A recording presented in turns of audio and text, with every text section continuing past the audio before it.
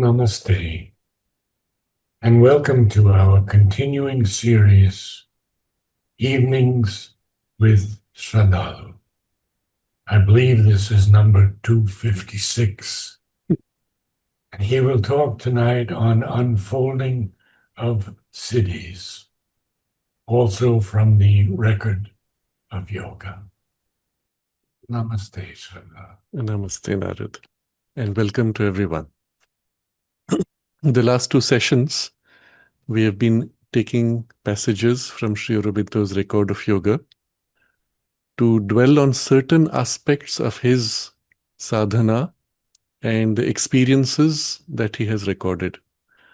And our first focus has been on the 8 Siddhis. Necessarily, in the structure of the integral yoga, everything links to every other aspect of the framework of the yoga itself. And certain siddhis are connected more to the physical body's perfection. Others belong more to the higher grade of knowledge, which turns towards the intuition and the supermind. And all of them have a certain basis, which Sri Aurobindo describes. And in the portion we last read, we focused on the concerns that people have about their misuse, dangers of their use, as well as their justification.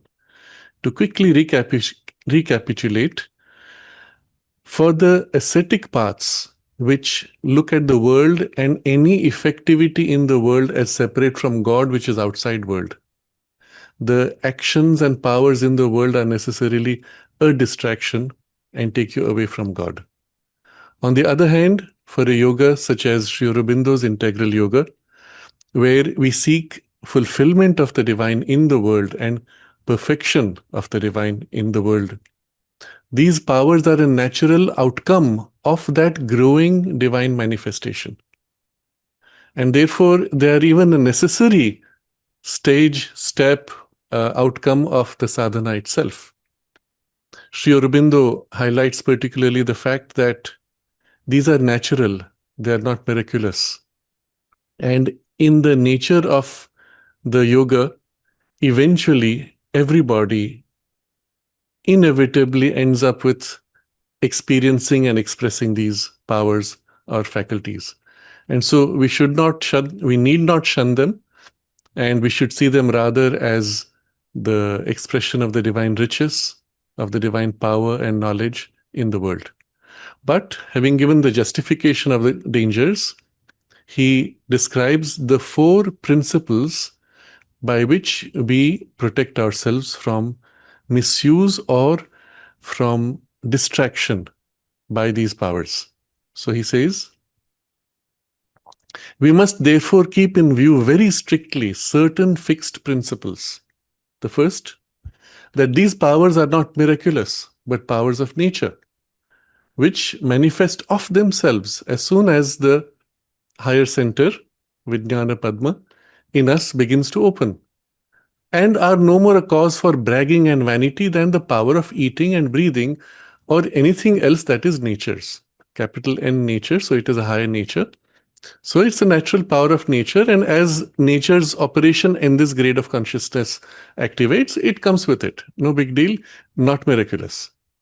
First principle. Second, they can manifest fully only when we leave ego and offer up our petty separate being in the vastness of God's being.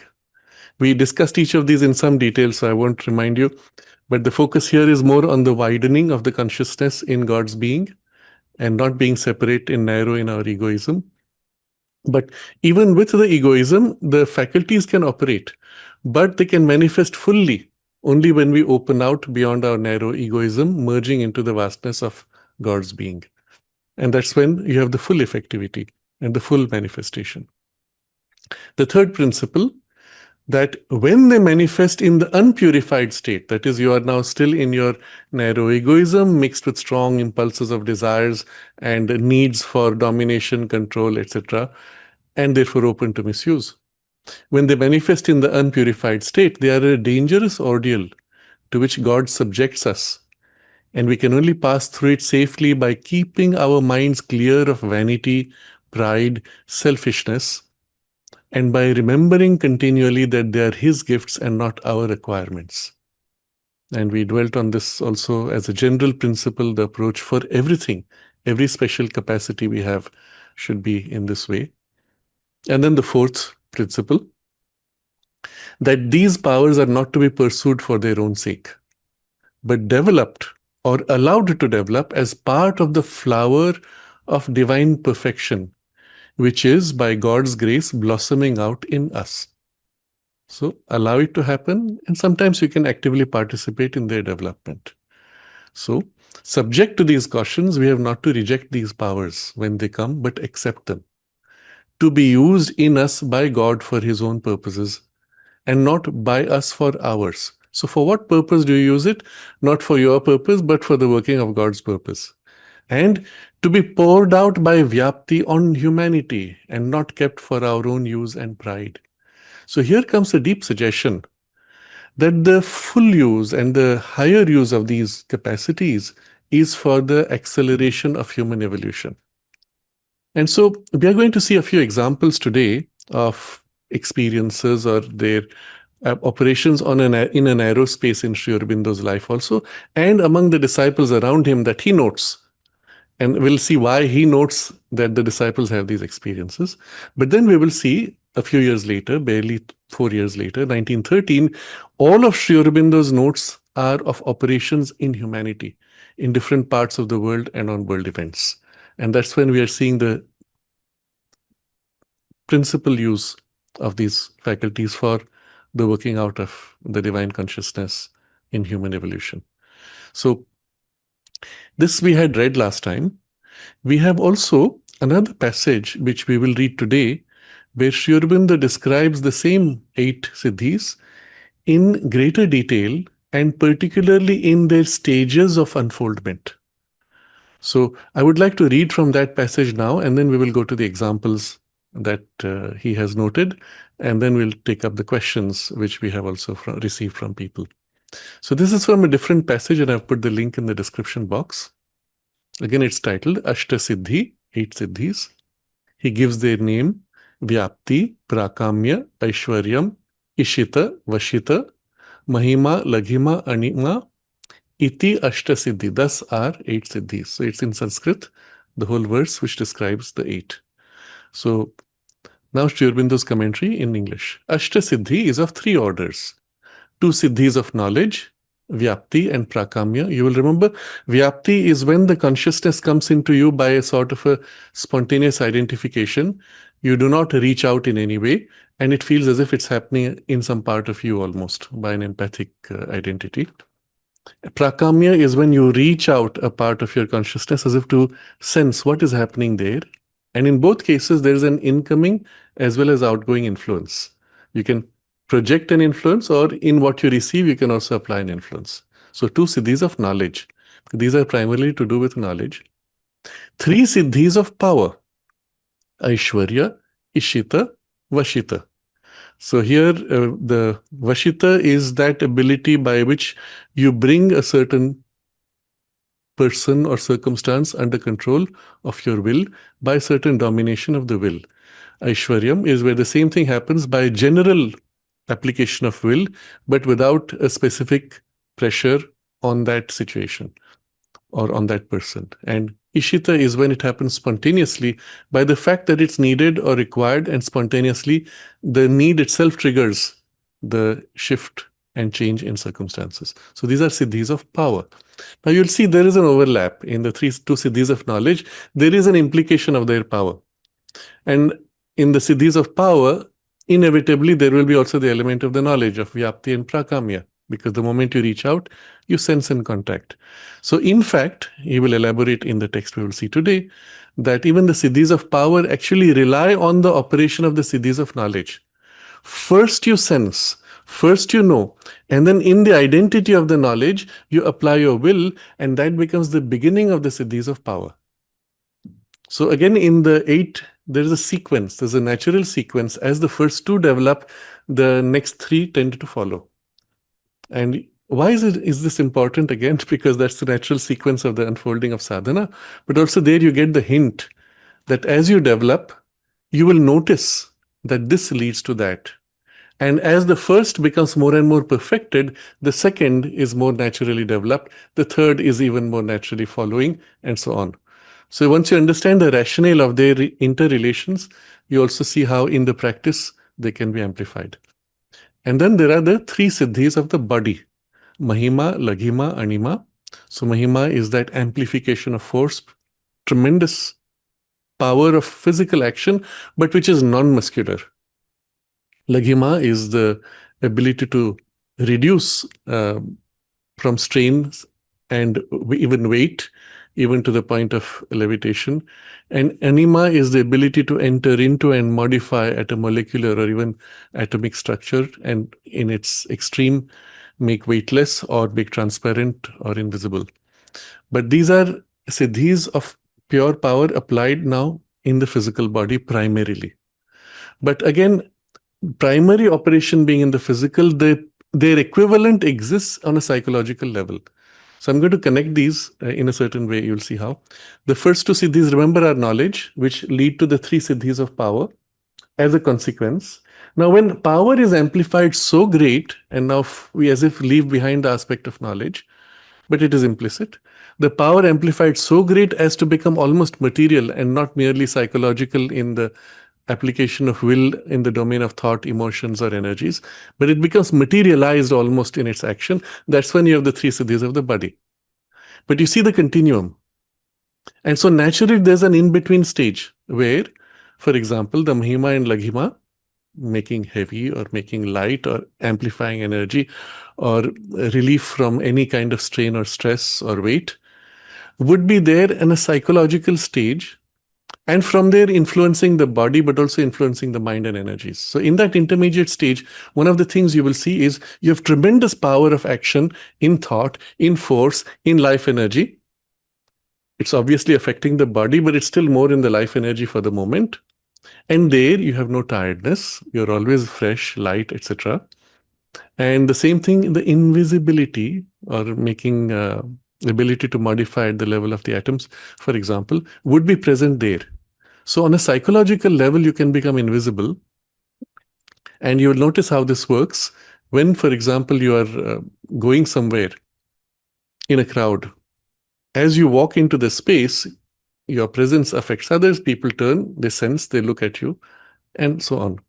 But if you at that point as if close yourself in consciousness, in energy, or thin out your consciousness in a way as to not engage with them at all, it's as if you subtilize and choose to not have any interaction. It's as if your consciousness would pass right through without touching them and shrink it. And then you walk right through and nobody would even notice you. There's an example which is narrated by in a book called Psychic Discoveries Behind the Iron Curtain. I think it came out in 1974 or in the 70s. And it was one of the major things which shook up much of the non-Soviet Union world, mostly in the West. But suddenly people realized that the Soviet Union was taking these things very seriously. Generally, it was in the Russian culture and in their traditions.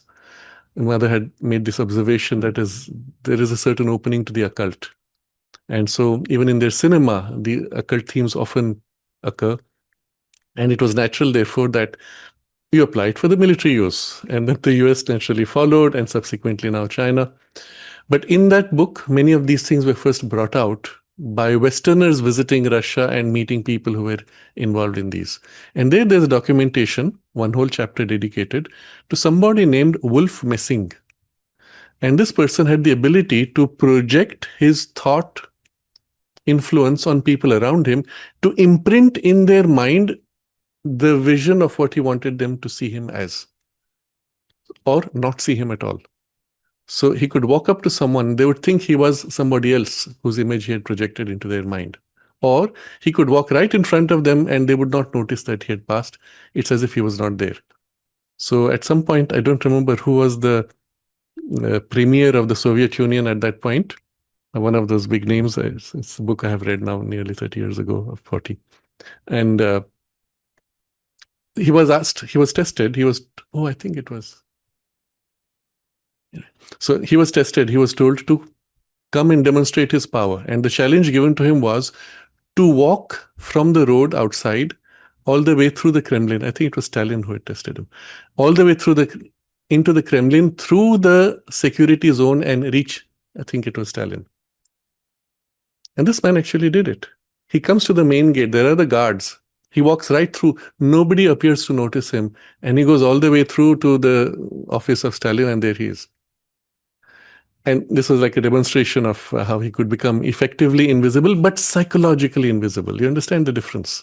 And allied to that is the projection of an image, that he could appear to be someone else as he walked through, but not physical change. It was a change in the imprint in the people's sight. So I'm showing here an intermediate between these two, the three siddhis of power and the three siddhis of the body. The biology has not changed, and yet it's close enough in result, although psychological, to have almost a material result. So what I'm trying to show here is, in the way Sri Aurobindo sequences them, there is not only a continuum in the three orders of siddhis, but also in their natural unfolding as a sequence. And when you start thinking of it in this way, you don't even seem to see them as distinct siddhis, as separate 8. You see them as a continuum of a certain power of consciousness, knowledge and power, unfolding, growing and amplifying on multiple levels of consciousness, more and more material and physical in outcome. That's all. Once you start thinking in these terms, the whole relationship with this process is very different. Nevertheless, for the purpose of mind, we make certain categories, we make certain lines of observation. In Sri Aurobindo's own comments in the Record of Yoga, you'll often find him combining two of the siddhis when he describes their outcome and so on. Into this will come one more element, which will be the intuition. And that's something we will keep for the next topic after a week or two. So now he lists them. We have seen the list the first time we read. It was a different text. Here the description is different, more detailed and structured. So first he starts with prakamya. Remember, this is siddhi of knowledge, where you are projecting with intention your will for a particular outcome. So by prakamya is meant the full prakasha of the senses and the manas, by which they surpass the ordinary limits of the body and become aware by sight, hearing, touch, or more usually and more easily by mental sensation and awareness of objects, scenes, events, etc. Now, what he describes, 4 categories of things of which you can become aware. I will, before we go to the list, just review this text, because very important suggestions. By prakamya is meant the full prakasha of the senses and the manas. Now, prakasha is luminosity, illumination, light, but there are many terms in Sanskrit for light, and prakasha particularly is strong radiance. Forceful, intentional, intense radiation of the senses and the manas. And remember, the manas in this case represents the sense mind. Mind turned towards the senses, not just physical, but directly also mind in mental senses. So for example, in mental senses, you think of someone, you have an image of them, you have a memory of them, you have a feel of them, even a touch in mental consciousness. That also would qualify as senses. So mind turning to senses and then turns through the physical body's senses, but it's still the manas grade. So manas consciousness and the senses themselves are fully intensified as if luminous. Now here's a very interesting suggestion which ties into a more occult way of describing the working of the senses. We tend to, because of the biology training and our mind being reduced by modern science to a material understanding, we tend to view senses purely as receptions. That something comes into you, it touches your finger, it touches, a light goes in and touches the skin inside, which is light sensitive, which triggers rods and cones, which triggers nerves and goes to brain. We always see senses as something which is a receptive process. But the reality on an occult level is that senses are actually an active outgoing movement which gives you, as a consequence, the perception. So set aside your biology training, rather observe what you feel psychologically and subjectively when you use your senses. What happens when you're looking far away and the vision is slightly blurred? What do? You stare harder and observe what's happening within you energetically or in consciousness. It's as if you're concentrating to project your consciousness in the direction of that thing to grasp it. Observe this. This is your key. Similarly, while listening, you hear a sound. You are busy. It's, let's say, late in the evening or middle of the night. Everything is silent. Suddenly you hear a sound. Immediately, your attention turns, sight follows, your attention turns into the hearing and you pay attention. Where was it? Now, at that moment in consciousness, subjectively, it's as if from your ear hearing center, your awareness is scanning. Which was it? Left, right, front, top, down? Observe the scanning movement. It's almost like a radar. And then suddenly the sound comes again. Oh, it was here.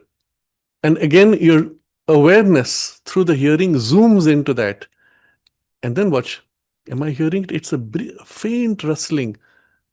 And at that point, it's as if you pay attention to intensify sensitivity of the hearing. Now, in all this, what's happening is from within you, it's as if an energy is flowing out.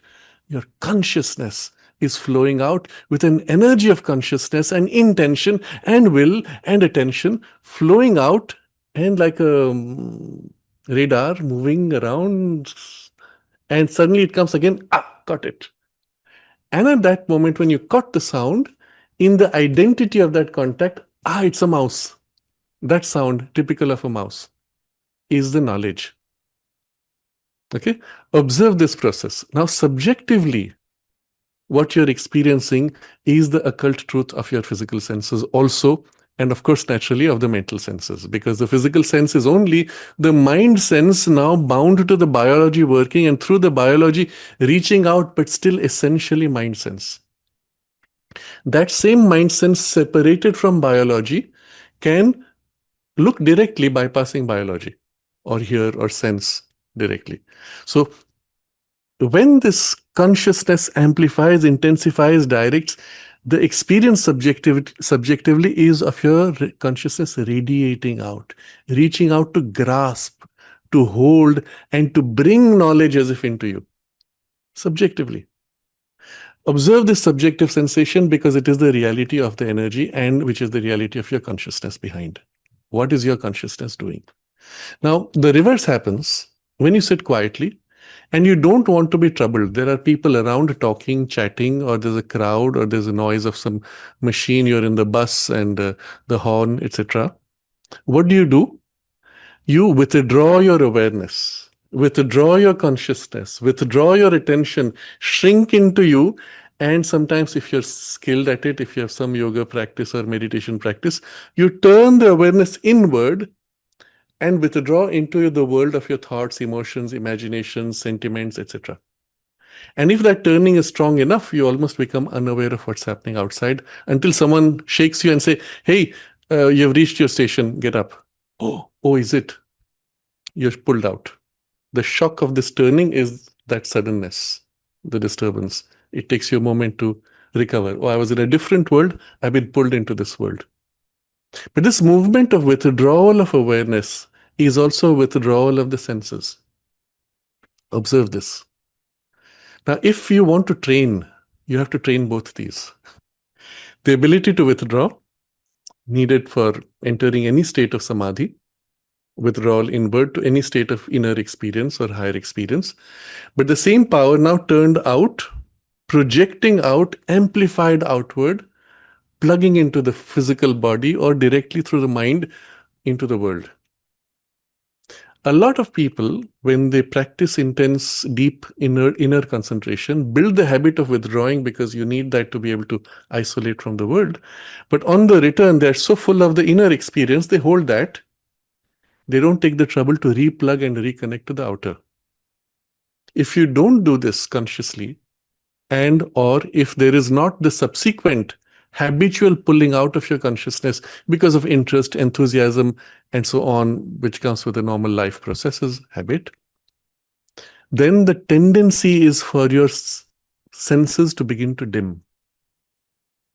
And the dimming of the senses is as if a reduction of sight, reduction of hearing, reduction of sensitivities, etc. But if you turn out too quickly, you lose what is within. So there's a period where you're oscillating between the inward, outward, and then learning to bridge them and so on. So remember, it's a skill that you're developing, that you will develop if you so choose. But this second movement of turning outward is associated with amplifying outward. So it can be an intense radiation all around, or it can be a narrowed radiation. So let me give an example of this. There is something called a phrase used, situational awareness. You walk into an unknown place. Immediately, it's as if you need to know everything. Where's the door? Where's the window? Who are the people? What's happening? What's the decor? What's the coloring? You take in all the details. At that moment, either with your eyes, you can go up and down, left, right, and take, oh, what a beautiful place. What a surprising thing. So novel. You're jumping all over randomly. Or in consciousness, you can as if turn widely outward and take in a full imprint of the whole thing, and then choose with your more superficial awareness to dwell on one or two or three specific things. But in the first movement, when you take in, you receive non-verbally, non-conscious, non-superficially, at a deeper level, at an inner consciousness, subliminally, a huge amount of insight, knowledge, perceptions that later you will find you will have access to and you can articulate with specific words. The slightly interiorized working is this large parallel movement. The superficial layer is very narrow of your mind and physical senses. It's very narrow and needs to focus on one piece at a time, so it needs to jump around. So when you're used to it, you will enter the space as if consciously open yourself out and take in the whole thing. Observe what this is a widened luminosity of your awareness reaching out to take in. And then you say, the important thing now is this particular painting or this particular object or this particular person. And at that moment, all the luminosity of your awareness narrows down to focus on this person, and depending on what your objectives at that point are, to the point of identity or whatever knowledge you need.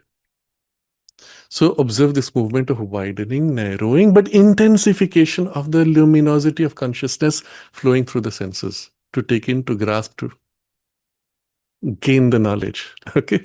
So this description will give you the key to how the senses actually function, but also how the prakamya process operates through the senses. So I'm going to reread the sentence, and now you see what he's describing and the use of these words specifically. By prakamya is meant the full prakasha, luminosity, of the senses and the manas, sense mind, by which they surpass the ordinary limits of the body and become aware by sight, hearing, touch, or more usually and more easily by mental sensation and awareness. You see, what he's described is so accurate, so detailed, so rich in the very process of acquisition of sense knowledge. But the knowledge he gives you is of a higher order of the yogic experience of the sense knowledge, and that's the basis of this prakamya, full amplification of this power of knowledge. So, more usually and more easily by mental sensation and mental awareness. It's as if your mental awareness is radiating out, taking in this case, let's keep the image of the room, the new place you've entered, the new space. And with that mental awareness, mental sensation. And then he says, by following that is the sight, hearing, touch, etc. So he says, become aware by sight, hearing, touch, or more usually and more easily by mental sensation and awareness. Meaning, actually, the mental sensation, which follows the mental awareness, is more usual and more easy. Think about this. You are fixated on the physical sight, physical hearing, physical touch, etc. by habit, or because you've been told that's how you see, hear, and know things. From childhood, you've been programmed to think in terms of your biology and physical senses only. But subjectively, psychologically, you have always reached out through mental awareness and mental sensation. But you never paid attention to it because you were wrongly taught as a child to focus on physical sight. So let's take another example. This time it's not a room. You have just walked through a forest patch, come to the edge of the hill, and you suddenly come out of the forest into an open space on the ledge, let's say. You step out of this large number of trees and leaves. Suddenly out there is this huge valley. What's the first thing that happens when you come to that? The sudden movement of opening out of your consciousness, as if your consciousness widens to fill the whole valley or embrace the whole expanse of the valley. Observe this experience. And immediately with that comes a great release and great freedom and deep calm and joy with that widening of consciousness. You say, wow, what a beautiful scene. It feels so good here. Let's just sit down. What do you do when you're in such a place? You sit down and become quiet. What does your consciousness do? It widens out into that expanse. You forget yourself. You forget your body. And if you're fully immersed in that wideness, you even forget the sense of time. That's when you're so happy and content and you come back rejuvenated. By the expansion of consciousness, it's the mental awareness, with it the mental sensation of wideness, largeness, freedom, and so on, which follow all that. But if it is a virgin forest and very beautiful, not just a ugly scene of the city from the skyscraper, which also can be beautiful, but the vibrational quality is different. So I remember in one of these occasions, I was in New York, some 20th floor skyscraper.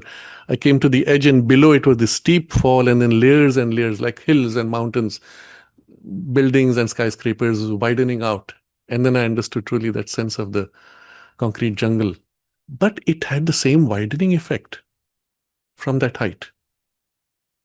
But it did not have in the content of that mental awareness and mental sensation the purifying and uplifting character or rejuvenating character which should have been if there was a forest in a valley. Because the tree, life force of the tree would be that freshness. Here there was something not particularly ugly, but chaotic in energy. So automatically when that movement happens, widening, it is in the mind. So you're tapping into the mind quality of consciousness. Chaotic, not very refined, not very large, but still wide, and feels good in the wideness, but not in the content that is received. Now notice in all this, there is the natural working of the power of prakamya. You didn't have to do anything to develop it. It was there already. And it is the underlying working of all your mind's perception through the senses or the mind's perception directly. So what are we going to do for purpose of training? First, notice that more usually and more easily, Sri Aurobindo says, it is by mind awareness and mind sensation that we become aware. More usually and more easily. It's actually easier than your physical perceptions. More usual because that's what first happens even before your physical senses can operate. Only you're not paying attention to it. Let's start paying attention. So as you start paying attention to the mental awareness, with it comes mental sensation. Pay attention, but do not rush to turn into words and forms. And this is one of the very important parts of the training in the yoga, for both for the inner and higher experiences in the yoga, but also for these outward turned experiences, which are of a higher grade, not to reduce things to form. Being in the physical world and the physical body, we want to reduce everything to a shape and narrow form. But consciousness doesn't operate like that. It is naturally free and wide and shapeless, but it is qualitied. Pay attention to the quality and not the shape and form. So you feel this wide, allow the sensation and the perception naturally to emerge, to evoke, naturally rising as if in your consciousness. It is perceived in a subliminal layer and comes forward as if into your more surface layers. Allow that process to happen by staying still and quiet and letting the imprint soak in, settle into you. So notice the actual perception of the prakamya is on a slightly inner level, behind the veil, so to say. Fine, we're not conscious of what's behind, but still you feel as if somewhere inside, back, you sense it. And then it comes forward, reflects on the surface, and you realize, oh, there is this quality, this feel. Again, you don't have words for it. Feel it. Don't rush to give words. By rushing to give words, you will reduce and lose. So allow the thing to form without giving words, stay very still. Now, all this becomes very easy if you have worked on the first limb of the integral yoga, which is that equality and the foundation of this peace. Then you can hold your mind without needing to rush into thought. Remember? So that is going to be key for you to develop your intuition, but it's also going to be key for you to develop the 8 siddhis, of which prakamya will be effectively your first effort. Okay? So staying still, allow the thing to emerge. So I'm going to reread the sentence. The senses surpass the ordinary limits of the body and become aware by sight, hearing, touch, or more usually and more easily by mental sensation and awareness. So you're aware mean mental awareness, mental sensation. With it, a little bit of the sight, hearing, and touch are also overlaid. Fine. And you notice there you're already sensing things beyond the ordinary limits of the body. This experience which you already have, when it is now amplified into full luminosity of the senses and the sense mind, remember full prakasha is prakamya. So I'm going to reread the sentence, then we will see on what it is applied in sequence. By prakamya is meant the full prakasha, luminosity, radiation, outward radiance, of the senses and the manas, sense mind, by which they surpass the ordinary limits of the body and become aware by sight, hearing, touch, or more usually and more easily by mental sensation and awareness. For 4 things. First, of objects, scenes, and events at a distance or hidden from the normal operation of the mind and senses. Second, of objects, scenes, and events belonging to other planes of existence. Third, of objects, etc., belonging to the past or future, the images of which are contained in the object of our study. Fourth, of the present state of mind, feeling, sensation, etc., of others, and of their particular thoughts, feelings, and sensations, or of such states or particular thoughts, etc., which they have had in the past and of which the impression remains in the chitta record, or which they will have in the future and of which the image is already prepared in the prescient parts of the chitta. Wow. So 4 objects of this operation of perception, of the mental awareness and mental sensation, and amplified in prakamya. In the 4, there's a natural sequence. So we're going to take these as training ground in the natural sequence. First and most easy often will be through this perception of objects, scenes, and events at a distance or hidden from the normal operation of the mind and senses. So start with what he gives you first, which is at a distance. Then you will develop to what is hidden beyond the normal operation of mind and senses. So we are again sitting now on the ledge, on the edge of the hill, looking out on the valley, or looking out of the window onto the concrete jungle around you, whatever be your natural. You go to the terrace of your building, look down and wide outward. Okay, so take a scene which will provide useful information that you can validate. You could, of course, look at the sky, but there would be no way to validate. So take a tall building, look out, or from your window, look out naturally, and whatever scene is before you. So you become aware by mental awareness and sensation of objects, then scenes, then events. Again, there's a natural sequence there. So start with objects at a distance, and then later hidden from the normal operation of mind and senses. That's going to be the sequence. So you stand there and you let this widening happen, keeping your mind completely still and allowing the perceptions to emerge in that stillness. And you notice at that point, automatically, you are aware of what is there. And like I said, it's not a narrow awareness that is eyes jumping. You're just aware of the whole thing. Hold that. And into that, certain things might naturally arise, and with it, your attention might be led to that thing. Now, if you had to, let's take an example of a person who has come to solve a problem. You've come to a large factory or a machinery, or a variation is a detective who's come on a scene of a crime and is looking for clues. It's basically the same thing. You've come into a space where you want precise knowledge which will be useful to you.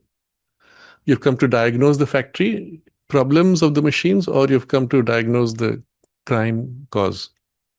You come with this awareness, you hold, stay in it, and spontaneously something pops out as if prominently.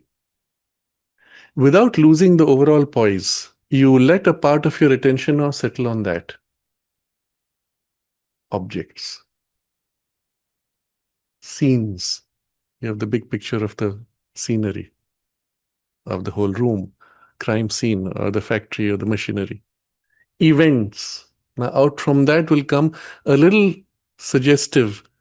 Oh, this glass is broken. There was an event, some brawl, some conflict, this fell, whatever it was. So these emerge naturally. You're not thinking out, you're not rationalizing. You're just allowing the knowledge to emerge. You see how it works? It's not difficult. The thing which pops up is your first clue. And then as the other details emerge, something else will come up, often in a connected link. Oh, it came from this. That chair is toppled. The brawl related to the chair. Or you're looking at the machine and pop, something comes somewhere here. This is what I need to focus upon. Notice how underlying there is also an intuition which is guiding you. So this is why in this particular Chatushtaya limb of the yoga, the 8 Siddhis are preceded by the development of the intuition. So as a topic, we will take that up later, but that is treated as a higher working of knowledge, followed by the Trikala Drishti, perception of events, followed by the 8 Siddhis. But you'll see how they all interlink at some point.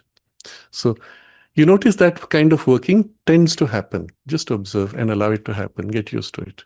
So at this point, you've seen objects or scenes or events which are at a distance. And then from there emerges something more hidden from the normal operation of the mind and senses. It can even go to a point where that box, and you reach out and open the box and there's something inside. But you sensed that something important here, not necessarily what was in it. Practice this. Let this stabilize. And then you might apply it to what is in something. So there's a bag somebody is carrying, and you become very quiet and just feel the space of the bag and allow the perception of whatever is in there to emerge. At times, an external clue may point to it. At times, the clue will be deceptive. What would it be? It's interesting. So somebody who had in some kind of a workshop, he had brought a box and placed it in the middle of the room and asked, try to feel what is inside it. And some people came up with perceptions which were distinct. Some people just wandered off into a fantasy. And the difference was this ability to stay very quiet. Wherever the mind was too active and agitated, you of course lost it. Even if the intuition came, even if the suggestion was there from the prakamya, it was lost in the chaos of the mind's working. To stay still, and those were the people who sensed it. How far would it go? When this kind of an exercise was done, Stephen Greer, in one of his programs, had brought the box. You'll see Mark Oburn records in his one of his talks, perhaps. He says, not only I knew what was in it, I could say where the box had been placed before, who had worked upon it, what was the origin of the box, what were its contents before. All that was just available just like that in the glimpse. And you see there immediately the fourth category of sensations and perceptions, which was natural. But it will follow as a chain. So first let this happen. Exactly the same thing would happen if you're a doctor diagnosing a patient. So the patient comes, oh, I have a stomach ache, and you become very quiet. And then you have gone beyond the physical senses as if sensing what is in the stomach. So we're still in the first level. Objects, scenes, and events at a distance or hidden from the normal operation of mind and senses. Normal operation stops with the surface appearance. What is in the box, and the box is right next to me, it's in my hands. But the normal operation does not have physical light entering the box and coming to your eyes. But the prakasha, the luminosity of your mind sense penetrates and grasps. Or I will even say, it has already grasped at its level. Now you have to allow that grasped knowledge to reflect into your surface consciousness or emerge from the subliminal layer into the surface conscious layer. Start with this assumption that the perception is already there within you, and you wait for it to come, and wait for it to confirm itself, not for you to jump to conclusion and say, this is it.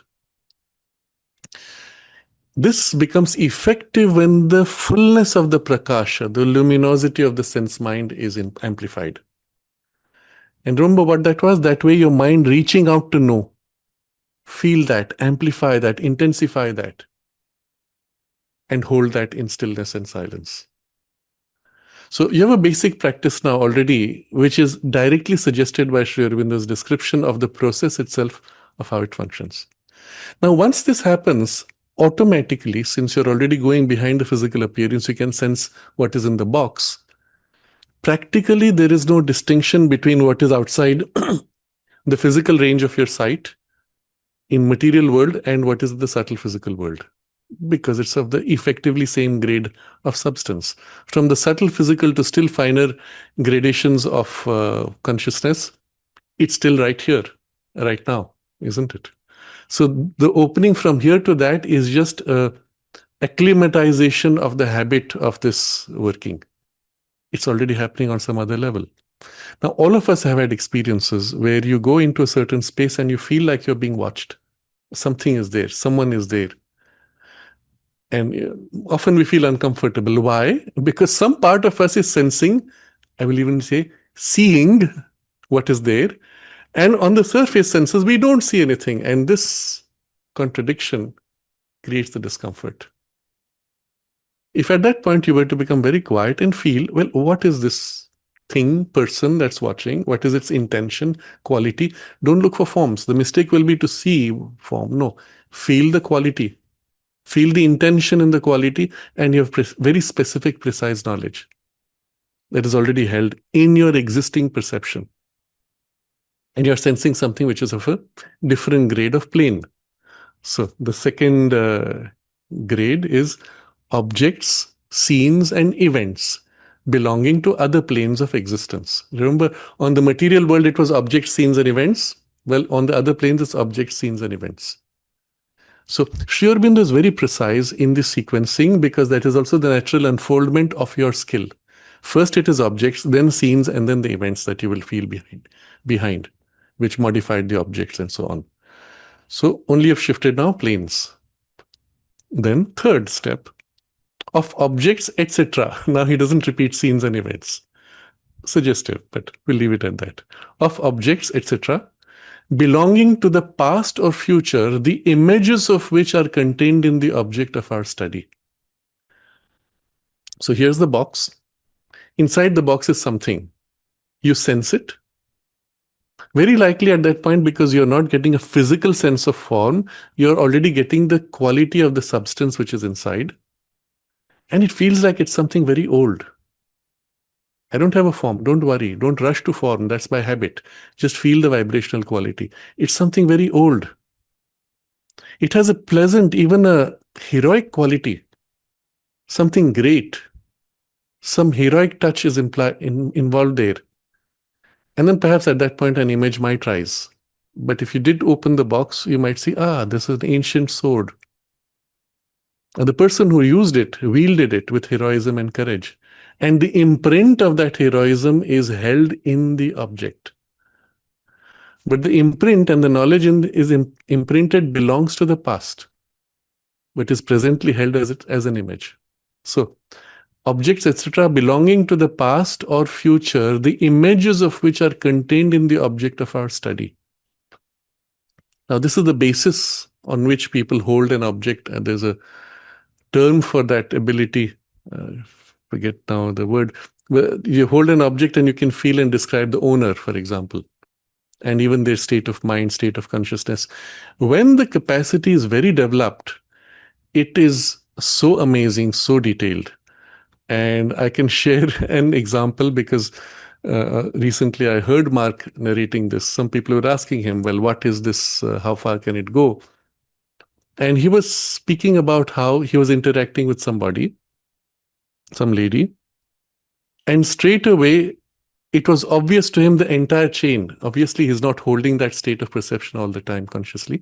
But when he opened it, he knew exactly what she was thinking, what she was about to do, what she was going to do, which she had done earlier with others, and then what she had done with others and her prior boyfriend, and what his habits and tendencies were, which she liked or disliked. And all that knowledge was just there. And it's like in a chain. You can catch the chain and catch the next and the next to get to whatever detail you want. When the ability functions smoothly, that's the kind of data that you can get. It is actually quite amazing for our normal surface senses, because you've been programmed to think that you can only see the surface because of the light reflecting from the object. But the moment you shift to this deeper perception and the truth of it, the chain is obvious. The person who wielded the sword, for example, his imprint of consciousness is there. And in that imprint of consciousness, you will feel not only the intention with which he wielded the sword, but what were his internal drives. You could perhaps even feel what were his relationships with the people for whom he wielded the sword, to protect them, for example, his family or his people, whatever it is. You could go into detail layer by layer, as if, because they're all interconnected as a sequence. It's one thing in the whole. Again, if you think of it purely from the perspective of the self, and the self is all things, or rather all things are the self, and the self is consciousness, which is oneness. So in the oneness, everything is held, but in each thing, which is a part of the oneness, the whole oneness is present. So as you dwell on the box, the sword is a part of the box in the oneness is known. As you dwell on the sword, the consciousness of the people who wielded it in the past is known. And with it, their family and their culture and scenes of heroism of their life. And you could go on unendingly, because it's all held already in the imprint of the self. Now comes a part which to us is again by habit unusual or strange. We think of the past as something which has happened, therefore the imprint of that should be present naturally. We don't think of the future as something which has happened. So to know the future seems to us again a very big deal. And from the perspective of the self, it is not. So let's come back into the consciousness of the self. In the consciousness of the self, what happens to the sword? The future potential of its use. What are the hands that would use it? Where it would go? What would happen to it? Is already held as a potential. For example, you look at a person, there are also already trend lines of the person's impulses and interconnections with events, and there are trend lines which lead to certain future impressions already. So he's saying here, of objects, etc., belonging to the past or future, the images of which are contained in the object of our study. So he's saying the images of the future are already contained. Now, how does that work? And that explanation he gives in the fourth item of his sequence. Remember, he's describing this power of prakamya operating on 4 kinds of targets. So now we come to the 4th target, where he'll explain also the working of the future. Of the present states of mind, feeling, sensation, etc. of others, or of their particular thoughts, feelings, and sensations. Now, why is it that perception of mind, feeling, sensations of others he has kept as 4th? See, he started with objects, scenes, and events at a distance beyond range of sight, then other planes, and then belonging to past or the future. So far it was neutral, object related. Now it suddenly comes to people. So in principle, people are also objects. So it should have been also spontaneous. Right from the beginning, you should sense it in people. The reason, though, he keeps people separate and last is because that's where also our subjectivity easily overrides the clear perception. because you have prior preconceived notions, ideas, relationships, sometimes strong preconceptions and relationships, which easily cloud. So, in terms of purity of perception, when you've developed in the first three, then the fourth will be easy, inevitable. But although it starts in the fourth also, it's often initially mixed. But as a category, it stands aside from the others as a particularization of what was generally described. So you notice here again in the sequence, present states of mind, feeling, sensation, etc. of others. And then, or of their particular thoughts, feelings, and sensations. He's always going from mind, emotion, and physical sensation. First, it is states, and then second, particular thoughts, particular feelings, particular emotions. So again, you get a sense of the natural direction in which the thing would unfold. You think of a person you know well, or spontaneously, as you're sitting for no reason, somebody's memory pops up. Especially when that happens, that's a good occasion. Because at that point, there's a link at the level of mind, no emotional connection. In their mind, perhaps they thought of you, or in your mind, something popped up in response to a situation relating to them. Very often, what happens is you remember the person, and a few seconds later, the phone rings. If you don't realize that the thought came from them because they were calling you, you might say, "Oh, I was just thinking of you and you called. How interesting." No, actually, they were thinking of you. You picked up the thought and then the call came. So if you're conscious, you'll know, yeah, I caught your thought before you called me. Because you're registering in the thought, you will feel the thought grade of consciousness of theirs first and most easily. Because thought meets thought more easily. Thought has trouble reaching emotions. Thought has trouble reaching senses. The thought perception needs to materialize, needs to concretize to the grade of emotion or physical senses in order to be able to perceive. So something like that happens. Let's put it this way. You're daydreaming and you remember being at a particular place or with a person. And at that point, your daydream is so complete, it's as if a part of your mind is actually projected there. And this happens all the time, no big deal. It's not an out-of-body experience, it's a projection of mental consciousness. So you're there. I remember, oh, it's so nice in that valley, sitting there, looking at that. I've come back from my holiday, so I'm remembering it. And as if at that moment, a part of my consciousness is there. Being there, if I try to feel, what is the weather? Is it raining now? Is it sunny? That's more difficult because that's at the level of physical sensations. Since you're in mind grade, it's easier to feel what is the quality of the mental space there. So start with that. So your friend, he's busy in his work and I'm concerned for him. What is his state of mind? And you feel that. Don't focus on thought, state first. Out of state will come particularly thought, but feel the state. Oh, right now it feels like he's worried, he's tense.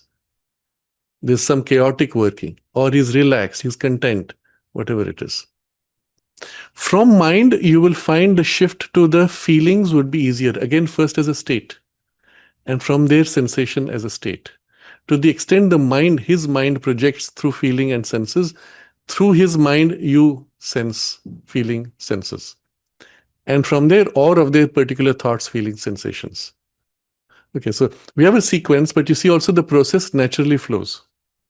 And then, or of such states or particular thoughts, etc., which they have had in the past, and of which the impression remains in the chitta record. So the person is worried. Why is he worried? And you'll notice, it's coming from financial distress, for example. You feel it. You don't know specifics. From there, one could go into specific of thought. But generally, for most of us, that kind of specialized perception is difficult. It needs a special skill or training. Those who have a gift, they get it very quickly. People like most of us don't have the gift. We sense about that much, and that's all. You don't need to push it. If you want to, you can. It doesn't matter. So of such states or particular thoughts which they have held in the past. So from here, why is he worried? Oh, it has to do with finance. And you get something from the past, which remains in the chitta record. Because it was an imprint, it's already there. Now, chitta, so far he has spoken of manas, which is the sense mind. Chitta is the substance of mind into which all these sensations and senses register. The substance itself retains spontaneously, automatically, the imprint of everything that happens. Now, there's a particular grade of mental consciousness at a cosmic level in which all that happens is spontaneously registered. And maybe I've spoken about this long ago in the Indian tradition and the yoga tradition, and often it is blended with mythological symbolic stories. We have the story of which is told to children that, up there in heavens, there is this fellow who is writing down everything that you're thinking and doing. Watch out, it's all being watched. Yes, but the person who's doing it is called Chitra Gupta. That's his name. Chitra, image, Gupta, secret. So secret imaging, concealed, subliminal registrations in images, not so much script of words. So the images of all that happens are concealed, registered in the hidden layer somewhere in the cosmic domain. That's the basis of what is called the Akashic records. So it is in the vast expanse of consciousness of the ether of mind, you might say, so Akasha, in that everything that happens is registered. So chitta in this case is the person's mental substance. And into the substance, all that has happened is somehow registered. Just as in the biology, even memory of traumas is somehow imprinted.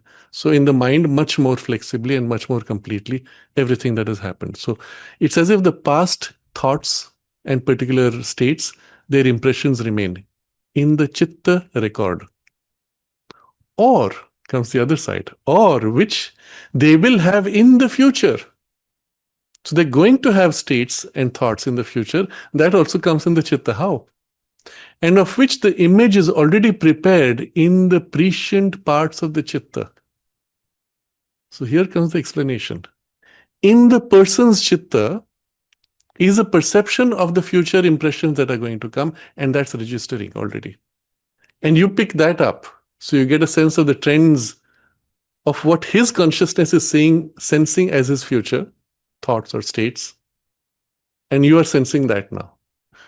So the first is getting familiar with the state as it is, from which you pick up things of the past, and then even impressions of what might be in the future, as registered by his prescient parts. Now comes a couple of very important insights. First is that in the chitta is not only a registration of the past, but there is a layer of chitta which has the prescience of the future. What does that mean? In the substance of mind is a gradation which is prescient. Now, if you see how it works, again, all being self, and you have to go back to that to get the deeper understanding. All being self, in the totality of self, you have a perception of where all the trend lines are moving. We living in a fragmented part of the consciousness do not see those trend lines, which is why these powers become more complete and more reliable, more effective when your consciousness widens out. So break out of narrowness, widen out, and then it works better. So in that wider consciousness of the self, or as you approach self, is already this perception, which is then registered in this grade of the chitta mind substance, which is aligned to that part of the self which is viewing the unfolding possibilities. And it reflects there. Now, if it is there in that person whose state you're observing, it is there in you also. It's there everywhere. It's not only there in you, it is there in an object, in the prescient part of the chitta of that object even. But in the conscious mental being, the chitta substance is well more organized. But it's still there, it's present as universal substance everywhere in the universal chitta, you could say. In you is in the chitta is a prescient part.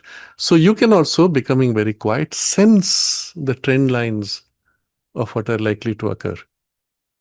Again, the basic capacity there would be becoming very still and then turning your attention as if to look to the future. Exactly what you do, to look out at the valley, to listen carefully to that far-off sound, well, you turn to future. The movement of consciousness is exactly the same. You see how this movement, once developed on objects in front of you or at a distance, you can turn it to anything. And in this case, you're simply turning it to the future. And in the prescient part of your chitta is already the sense of what is trend line tending to be. If you go deeper in quality of consciousness, approaching the character of the self, then you have also the surety. If you have the intuition being developed, you have the perception with precision, clarity, and you make out distinctions between possibilities and inevitabilities. So all those would follow naturally. You see how, as a consequence of this development of prakamya, would be the outcome also of the ability of Trikala Drishti, the perception of past, present, future. So it will be something we're going to discuss subsequently. But you see how they're connected. So I reread the fourth thing. Of the present states of mind, feelings, sensations of others, or of their particular thoughts, feelings, and sensations, or of such states or particular thoughts, etc., which they have had in the past, and of which the impression remains in the chitta record, or of which they will have in the future, and of which the image is already prepared in the prescient parts of the chitta. She's not saying the image is fully there, it's prepared. See how that happens. In waters which reflect the sky, it's something like that. The image is prepared, and as the event happens, the full imprint will come with it. But the image of what is to come is already held. Interesting. So observe this, and in the very description, you have the key also of how naturally the faculty can be developed and unfolded. Now you understand, in all the way we have described so far, we are following the natural method of the integral yoga. Consciousness moving from experience to experience to experience to experience in stages, spontaneously, effortlessly, or driven at best by effort of concentration, will, and a deeper faith innate that yes, this is so. And this is the direction in which you want to unfold. Nowhere is there repeat mantras, do this ritual, appease such and such a deity, all of which are the technical means and what Sri Aurobindo referred to as the tantric means, indirect and sometimes even dangerous. That's not yoga method. That is artificial, procedural, technological methods. This is a natural, spontaneous consciousness growth, which is inevitable as your consciousness widens. But also the faculties can be naturally developed and refined and perfected as part of that movement. The two things are fundamentally different. Do not confuse. In the common mind, seeing a power or an ability miraculous, they'll say, spiritual. No, it's not the case. Those are technical means. These are spiritual developments. Even it's not even spiritual, it's natural development. Development of your own higher or deeper ranges of your nature. Not yet of spirit. But when spirit comes in, then it becomes perfected, complete, unified, etc. Okay, so this was as far as we read from Prakamya. Next, he will describe Vyapti. So I'm going to briefly go to the chat box and see if there's something from here. Questions? DD says in the publication on Ashtasiddhi, there is mention of automatic writing. Yogic sadhan seems to be important. Can you also explain this? Yes, it's something I will take up later. We might even look at certain portions of the text called Yogic Sadhan, which was not written by Sri Aurobindo. It was written by someone else, but through his hand. But you'll see there are certain interesting elements there. Monica says this is how Hanuman flew to Lanka. Yes, it is in fact a power and ability which Hanuman had, one of these siddhis by which he could make himself, the way it's described popularly, he makes himself larger or lighter or even smaller, which is, he uses that ability to change his size. Yes, and it's a physical siddhi. So when people hear such stories, they say, this cannot be physically possible. And so it's all categorized as mythological. No, that's historically true. So Jessica says, Russia had students that projected thought waves onto Kodachrome silver solution projection slides. The human eye perceived nothing, but when put into a computer scan, there was an image. So I don't know if the way you're describing is accurate. There was not, I don't think it had to do with computer scan. And it's not so much thought waves. So the way it works, yes, they took unexposed film, projected an image on it, and when the film was developed, the image was there. So what this shows is that the image which is sensitive to light was affected by light, and the light itself was as if transmitted by your visual. Now comes something very interesting. Sri Aurobindo, remember, Sri Aurobindo uses this word prakasha, luminosity, light, of awareness, right? So in the subtle world, it is actually a luminosity of consciousness. On a material level, we do not see thought or concentration or consciousness as light, but in fact it is. So when that same material luminosity of mind is now materialized, it can imprint as if a light image. So if you take film which is sensitive to light, ideally you would go to a very high level of sensitivity of the film. You don't go with 100 ISO, is it? Now I've forgotten the name, ASA or ISO. You go for 1000. You use film which is used for darkness, 1000, and even I believe, if I remember right, 2000, 5000. There was film which was also of ISO 10,000.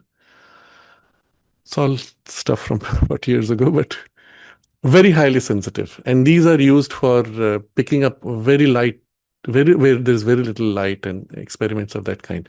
That's the kind of film which will pick up more easily. So you pick a film of that grade, you hold strongly an image, and then you have to as if materialize the image itself and fuse into the film substance and hold it long enough, steadily enough that it can register. If it's not long, if it's not steady, you might just get a blur as if the film got half exposed. But if you hold it steadily, you can even hold a specific image that you can imprint.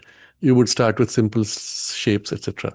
But you understand the logic and the rationale, and why in the yoga tradition this radiation of consciousness is called prakasha, the same word used for light and luminosity of physical light. So Trinetra is asking, does this three siddhis categories correlate with tantric, yogic, jnana shakti, icha shakti, kriya shakti? So I've made the distinction. Tantric processes are technical processes. They are not consciousness processes. So in a certain sense, Sri Aurobindo says in the integral yoga, we achieve what Tantra aims at, but by methods which are Vedantic, which are consciousness-based methods. But the goals which Tantra seeks to attain through procedure are attained directly by consciousness.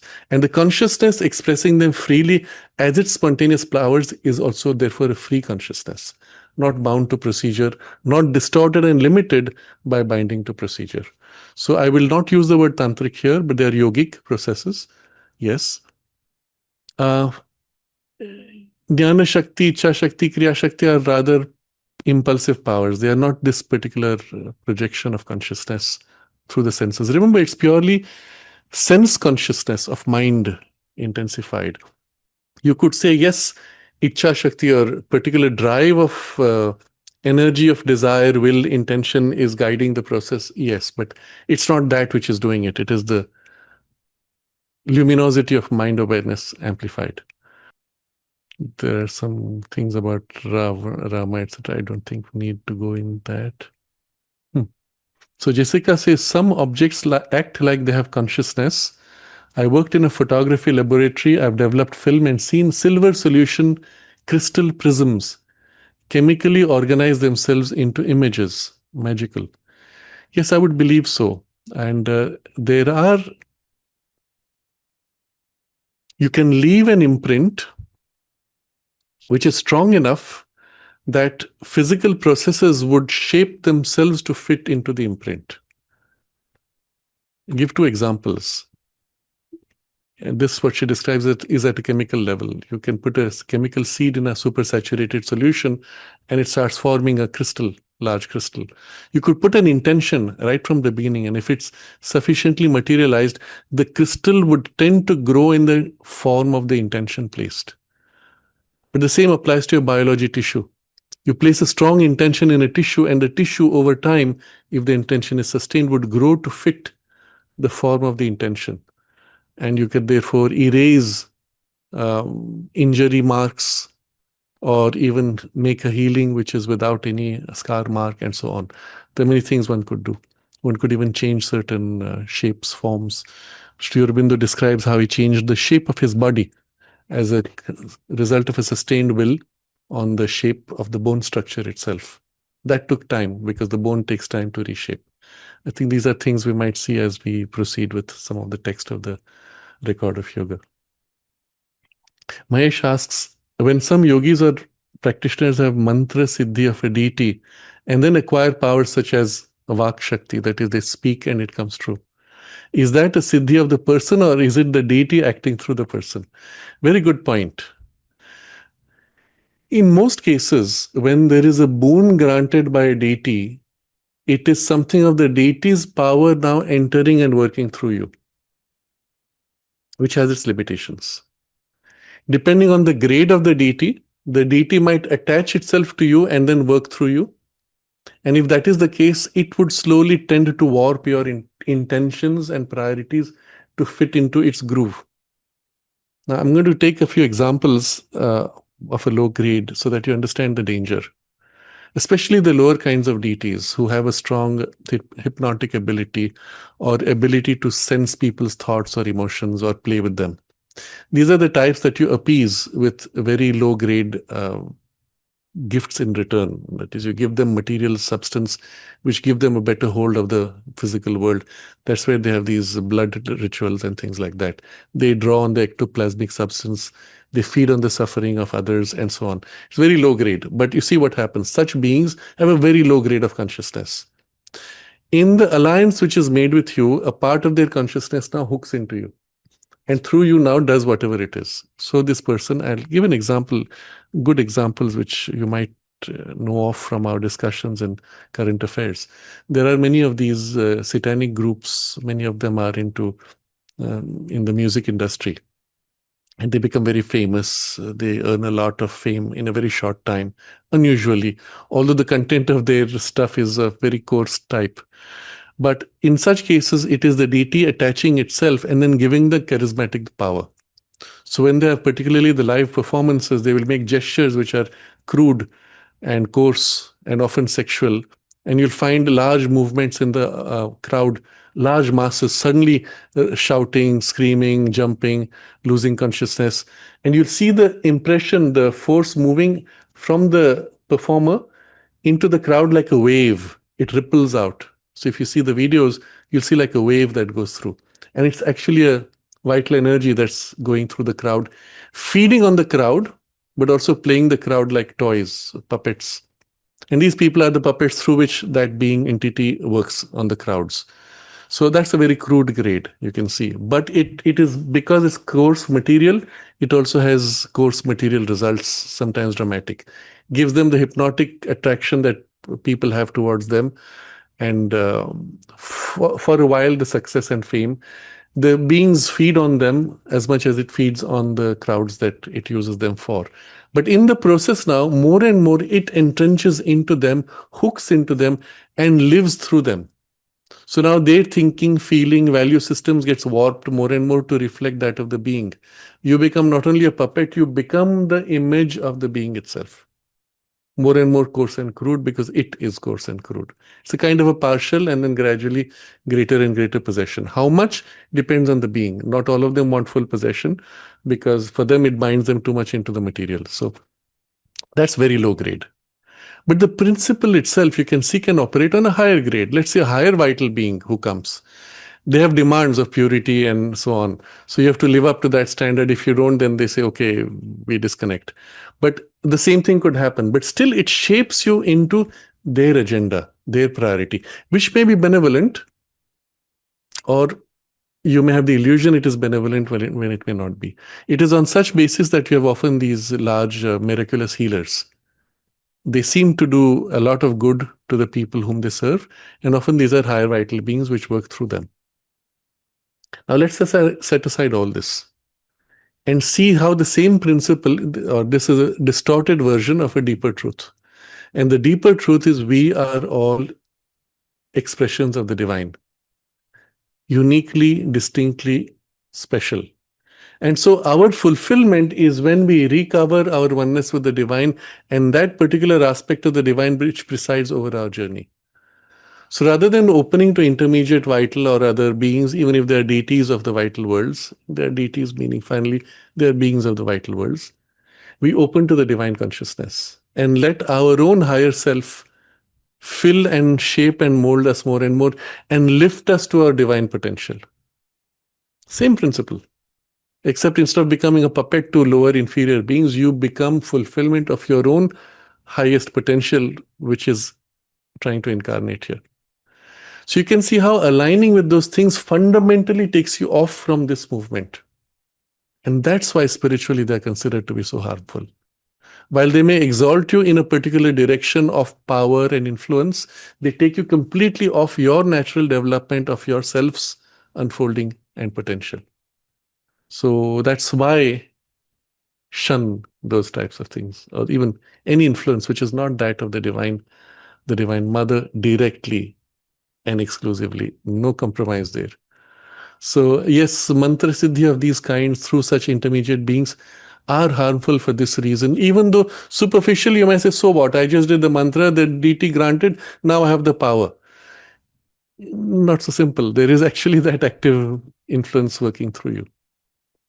Compare this again from a spiritual point of view, where you become more and more a conscious instrument of the Divine Mother, the Divine Creative Shakti, which is Mother of the whole universe, very different from a partial aspect, because she is working in all things. And in you now, because you're open, she works more powerfully, more effectively. You may do something without knowing. You just feel it felt the right thing to do. You did it. And it would have a chain of consequences that you may not consciously know even, but it would help somebody. There is this incident. I don't remember the details of it, but it is narrated in the life of Paramahansa Yogananda. And he went to a particular shop and insisted on buying something for a particular price. And the money was exactly what was needed by that person that he had prayed for. Spontaneously, an action, in this case, he was conscious that it had to be done. The action was done and there were consequences. You don't need to get into the details.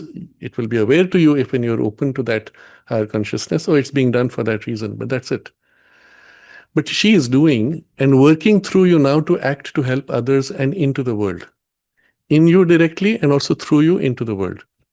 But it's her working and you're conscious that it's her working. So there's a big difference from this versus that kind of engagement, acquisition of powers with the deities, etc., which are all inferior, partial, and in some way warp you to an inferior and specialized, narrower, and often lower grade and therefore dangerous and harmful directions. Here, the action of the Shakti of the Divine Mother is widening, opening, freeing you to your full spiritual potential. Yes, so I think we have covered all the questions. We go now to the next. So this much we read, which was just on Prakamya. You see, Sri Aurobindo is so precise and so detailed. And if we go in depth, there's so much knowledge which he reveals. And even the process is given. So we come to Vyapti, which is the other side of the same Siddhi of knowledge. Vyapti, remember, in which there is not this specialized focus. And there's a reason why he puts in this sequence, which we'll understand as we read this. Vyapti, now he describes, to each form of Prakamya, there is a corresponding form of Vyapti. Now remember the four kinds of Prakamya which he described. Straight away, the four kinds of Vyapti. And by Vyapti, he says that is reception or communication. Remember, in Prakamya, there was a concentrated intention. Vyapti, there was spontaneous reception, spontaneous projection of communication. By empathy, by kind of a deeper sense of identity, as if what is happening there is within you. That's the difference. By Prakamya, for instance, we can have the perception of another's feelings. By Vyapti, these feelings are felt striking on our own consciousness, or ours are thrown into another. So by Prakamya, which we have been reading so far, your consciousness projected and felt what was in them. In Vyapti, the same perception is happening, but their feelings are felt as if in and on your own consciousness. It's as if that thing has come into you by empathy. Or equally, your consciousness is reflected in theirs or thrown into another, he uses this phrase, but in identity, in empathy. Now, in both cases, he has used words striking and thrown. When in the empathic consciousness, there's that entry of the other consciousness hitting you, it's a hit, it's a strike. Now, we may not register it as such. When we are unconscious, it's come in, I feel it. We didn't realize that when it came in, there was a struggle, a friction, a push. So, which is what he's using the word striking, because something has to overwhelm something else. And equally, when yours imprints into them, it is thrown into another. So the suggestion here is, particularly when you do it intentionally, it's as if you're throwing out.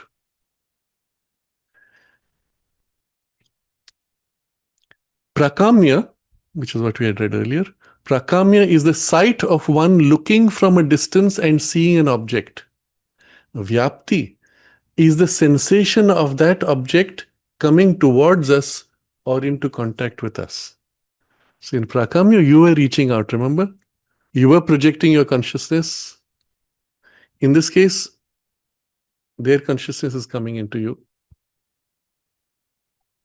It is possible by Vyapti, this movement of their consciousness coming to you, to communicate anything we have in our systems, thought, feeling, power, etc., to another. And if he is able to seize and hold it, he can make it his own and use it. So, because this is happening in a grade of consciousness or in a process of consciousness which is largely empathic, a kind of an identity, a connection. So you can communicate your thoughts, feelings, or power to another. When he experiences it, it is as if he experiences it as his own because there's an identity in consciousness. And if he's able to seize and hold it, he can make it his own and use it. Now you realize what this means. Massive implications which he's now going to elaborate. So I'll first read everything and then come back to the text to go minutely. This can be done either by a sort of physical throwing out of the thing in us into the other, or by a will upon the swabhava compelling it to effect the transfer. The teacher and the guru habitually use this power of vyapti, which is far more effective than speech or writing. But all men use or suffer it unconsciously. For every thought, feeling, sensation, or other movement of consciousness in us creates a wave or current which carries it out into the world consciousness around, and there it enters into any adhara, vehicle, receiver, container. There it enters into any adhara which is able and allowed to receive it. Half at least of our habitual thoughts and feelings are such unconscious borrowings. So if your things are being projected out, theirs are being projected into you. And half at least of our habitual thoughts and feelings are such unconscious borrowings. We think they are ours. We have only borrowed what came from elsewhere. And particularly, he says habitual thoughts and feelings, not new ones. No, I have a new idea. That's a different thing. What's happening in me regularly as a routine, half of it already is just coming from outside, actually. So, oh, I'm getting depressed. Well, half of your tendencies at least are coming from outside. Think about that. You say, it's my nature, it's my tendency. No, half of your habitual tendencies are from outside. And that's quite disturbing when you think about it. It's also liberating because then you realize when you start asserting yourself, you can get free of these quite easily. The whole shift takes place once you begin to recognize what comes from outside and what is actually yours, and not just a habitual pattern picked up from outside. So we come back to the vyapti. I go back in the text. It is possible by vyapti to communicate anything we have in our system, thought, feeling, power, etc., to another. First, let's observe this communication process. You're sitting with someone, he's depressed, you come away depressed, normal.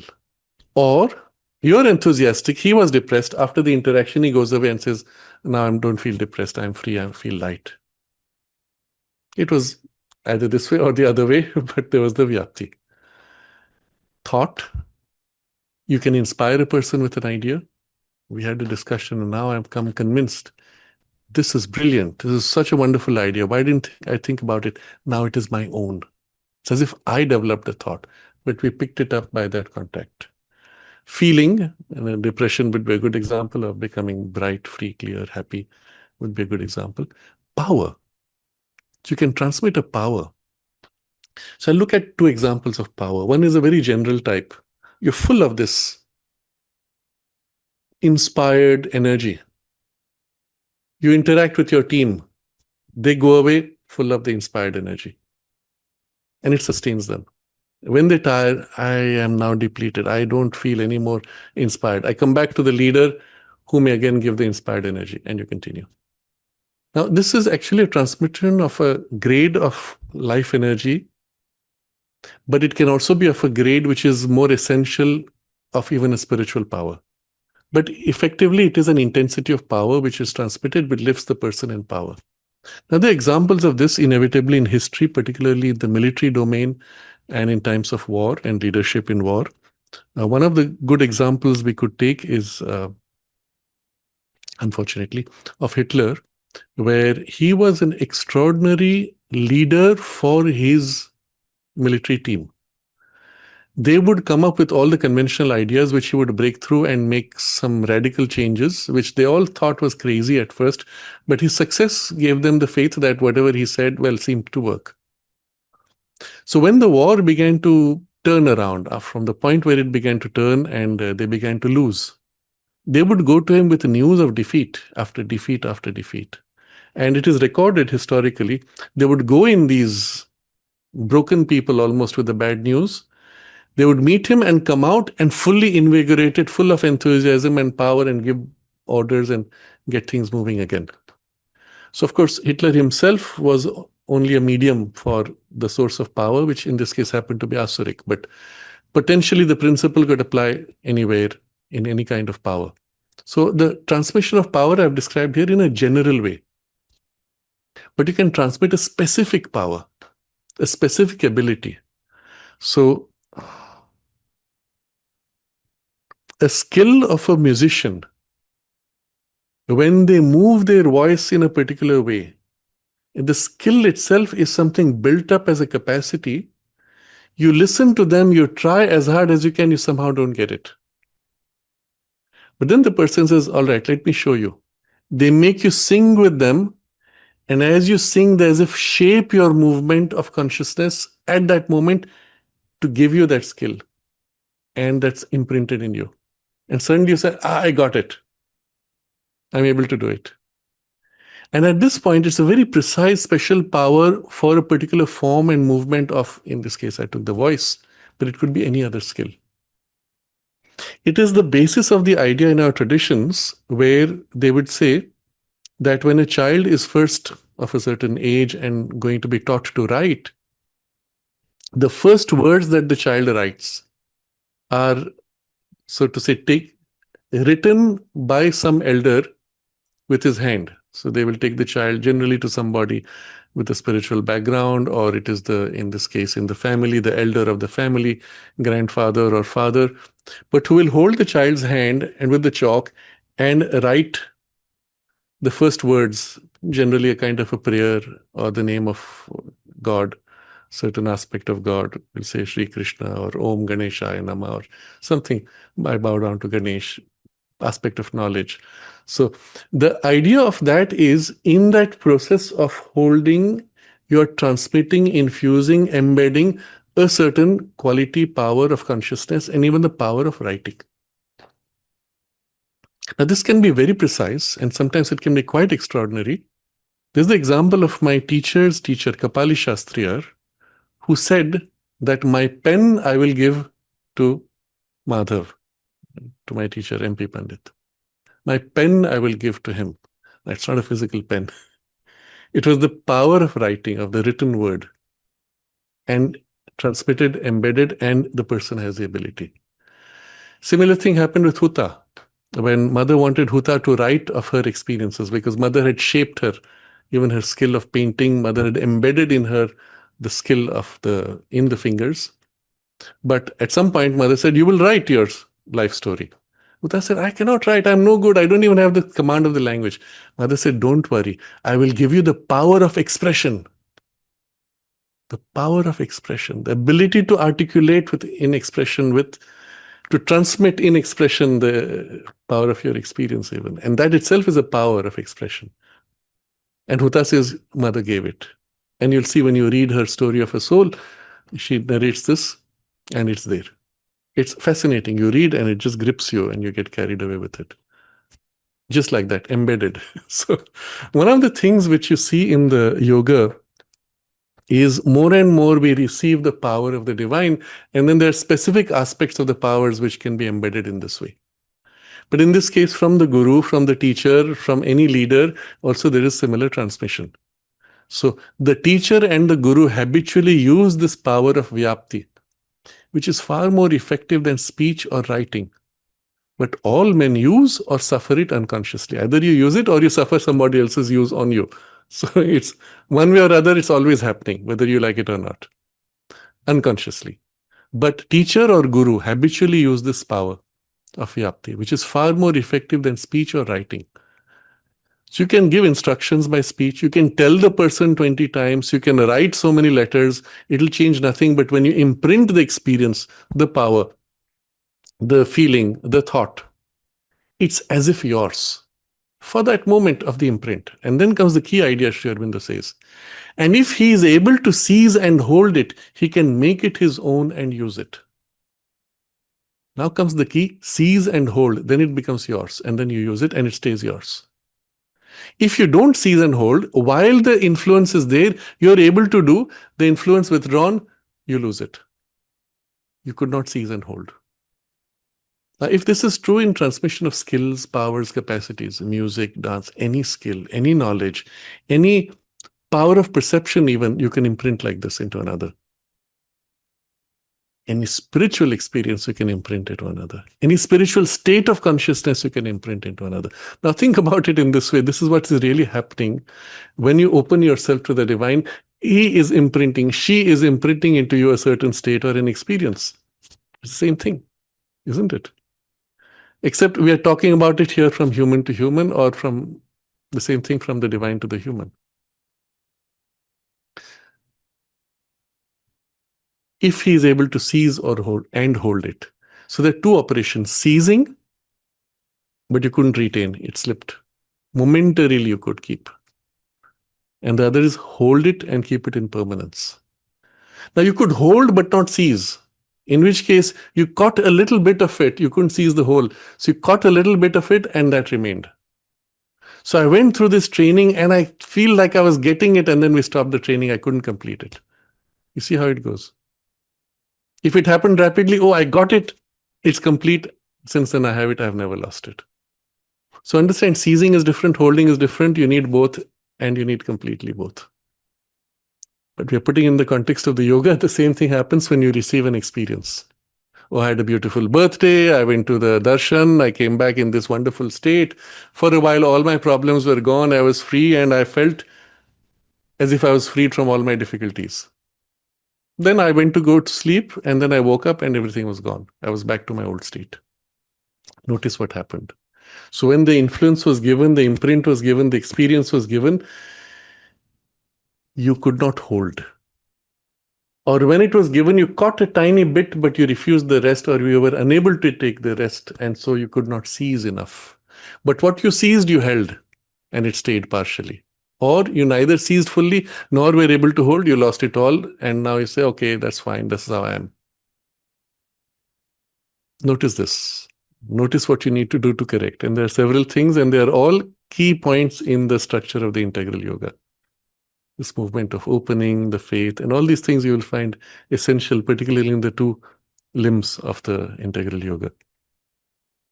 So this power of vyapti is the means by which habitually the teacher and the guru transmit.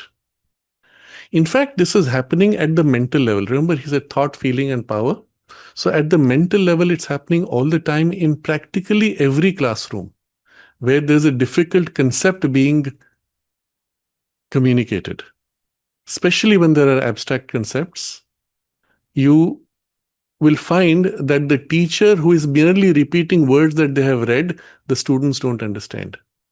When the teacher has grasped the concept and is holding that as he or she speaks, the students get it. That's the difference between a good teacher and a bad teacher often. It's not how you speak or what you speak. It's about you holding with clarity the concept itself, the experience itself in mind as you transmit. And then the words, you will notice, especially when they're abstract thoughts or abstract concepts, the person is as if focused on the experience and as you're describing, and the student also may momentarily blur out to catch that. Ah, yes, I got it. Now I understand what you're trying to say. There's this identity which took place momentarily at a higher grade. Both you will find visually blurred out for a moment. They were in the experience and touched, and that's it. The experience was held. Now, it happens, I've had many experiences like this also in certain things. After it happened, I said, now I've got it. I'll never forget this. It's so clear. And then slowly it started slipping out. It needed for me to formulate in my own words to be able to fix it into the domain of the idea and thought forms. It was still held at a level which was above. And when I did not do that enough, then I as if something slipped out. But the memory of it was enough to get back and again catch it by the tail and eventually get it back. So observe this ability, skill, capacity. So in the Vyapti, we are going to refer to both aspects, the ability to imprint by transmission, but also the ability to receive, hold, and contain. This also we need to develop, especially in matters spiritual. So when you're reading Sri Aurobindo, that's by Vyapti you will receive what he's transmitting. By Vyapti, he will imprint into you what he is communicating as experience, as spiritual experience. So more effective than speech or writing. Speech and writing are often like the means of contact of consciousness to be able to transmit. So either way, we are all using this, using or suffering it unconsciously, but at a crude, low, mechanical level. Well developed, it can be tremendous power of clarity of communication. For every thought, feeling, sensation, or other movement of consciousness in us creates a wave or current which carries it out into the world consciousness around. And there it enters into any adhara which is able and allowed to receive it. So here again are very interesting suggestions. First, yes, all thought, feeling, etc. We're creating waves or currents. Go out into the world. But there's a difference between a clearly formulated thought and a blurry, unformed, unfocused thought. Generally, these blurry, unformed, focused thoughts, they also go out, but they tend to fizzle out also. Or they may spread blurry, unformed, unclear thoughts. That's about it. A clearly formed, clearly articulated, it's no more cloud-like. As a thought, it is seen to be clear, structured, almost crystalline, depending on the complexity of it, nuanced, and stays, holds. And when it enters a mind which is equally capable of that complexity and richness, it's a beautiful thing to be absorbed and received with a full, rich detail communicated. And you say, wow, this is your experience when you read Sri Aurobindo like this. The full crystal, perfect structure of what he's communicating settles into you, forms it like this, and you say, wow, it's so clear, so beautiful. Then watch what happens. If it has pushed you to the limit of your capacity to receive and to hold. Just after the study, it stays. For a while, you feel great. You go to sleep, you wake up next morning. What was that? I remember it was so wonderful, but what was the idea? I don't remember. I reread the text and I get glimmers of it, but I don't get the fullness of it. Has this happened to you? It's very common. And this is where you understand. The thing comes to you, enters into any adhara which is able and allowed to receive it. So are you able to receive it? And if you have done it in the way we're doing now, you're as if pulled up to the level where you can receive, which shows you have the ability, and then you slide back to a level where you tend to lose it because that's habitual level of consciousness. But you have the ability. Observe this shift. Observe the quality of your consciousness as it shifts up into the state and then tends to subside into normal habitual state. Shift consciously and you'll find the ability is there. When you went back to read, you went back in the lower grade of consciousness. At that point, shift back up and read, and there is. Or even when you shift back up, even without reading the memory, yes, now I remember what it was.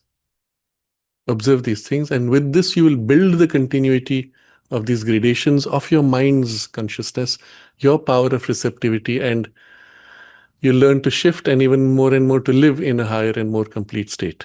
So, but he has used two words, which is able and allowed to receive it. And that's also very suggestive. Allowed by whom, by what? And you can think about it. And then he says, half at least of our habitual thoughts and feelings are such unconscious borrowings, which is the reason why when you enter a domain of low grade thought, feelings, and sensations or other powers, you find yourself pulled into that. You enter a space which is surrounded by people with a higher grade, deeper, finer, richer, more complete, you find yourself pulled into it. This is the big difference between different kinds of educational institutions. The first few who set the type of the atmosphere there often define what happens to those who follow. You set a high grade, and those who value that high grade will be attracted there. You start with a low grade, and the momentum is built up, the high grade types will come and will leave. The atmosphere you create, the quality and standards you set, not about academics, but in grade of consciousness held, that makes the difference. That holds and sustains then the grade of academics. Because you will get the right type, but also people who have come with any type get pulled up and so begin to value and live in this, familiarize themselves with it. They are the ones who have grown. Those who came at a lower grade, pulled up, and they leave, they say, wow, we grew so much, we learned so much. And it was not the informational content which you could easily get from any textbook. It was this shift which you got, that you could not get in any textbook, mostly. So I'll just quickly look at chat box, and I think we'll have to close very quickly for today.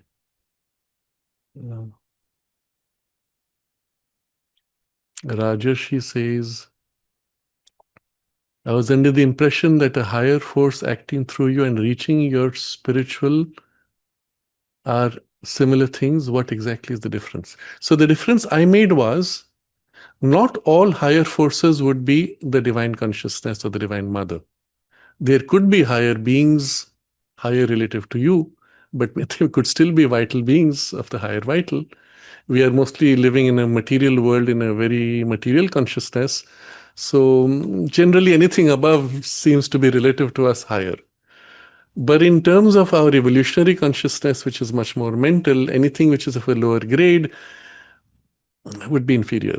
So even in the mind, you could have inferior powers taking up positions. Even in the high ranges of intellect, more than your training and development, you could have powers and capacities or beings, but there would still be not a consciousness of the higher oneness. So all these I would discard straight away, including their vital forms and reflections. You go above, let's say from higher mind upwards, then you would have beings, even sometimes deities. The common feature of all these higher ranges would be they know a deeper oneness. They may not live in it, but they know it. As you go higher up, some of them lean back into their oneness, but don't live in it. You go still higher, you come to deities who are actually on one end joined to the oneness of the divine, but on the other specialized in their aspect. And often the Vedic deities are of this type. And so you can still have one Vedic deity, one aspect, and conflicting with another Vedic deity of a different aspect. You go all the way to their mother, the divine mother, of whom they are all aspects and powers. And that's where you have the true oneness and unity. And that's why in the integral yoga, you consciously choose to not aim at any of the intermediate, however high they may be, at any of the intermediate powers. At best, they come out of goodwill. They grant you some experience and you say thank you, but you view them and relate still to the Divine Mother, and you view them as children and aspects of the Divine Mother under her control. Your allegiance being primarily, exclusively, entirely to her. And if these come, you receive what comes as sent by her through them, but the allegiance is still to her. That would be the safest generally in the objects of the integral yoga and the method of the integral yoga. So higher force, higher is a relative term. Higher could still be of the higher vital or lower mental or higher mental, and they are not necessarily of any spiritual value.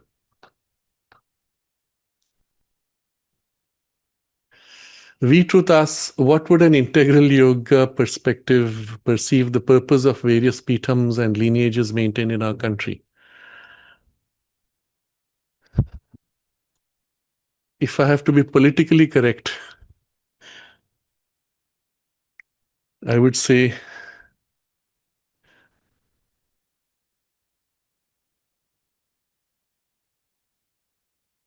each lineage represents a certain aspect of a higher truth that they have protected and guarded against loss.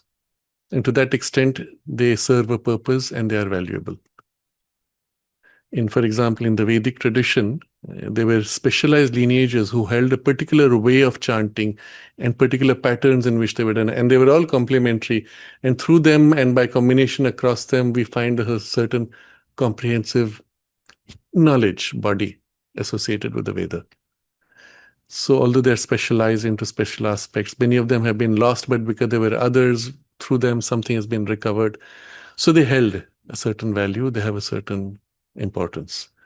But when you put it in the question as from the integral yoga perspective, then I would say, and it may not be politically correct, I would say that the exclusive, narrow perspectives of such lineages is exclusive, narrow, and limiting.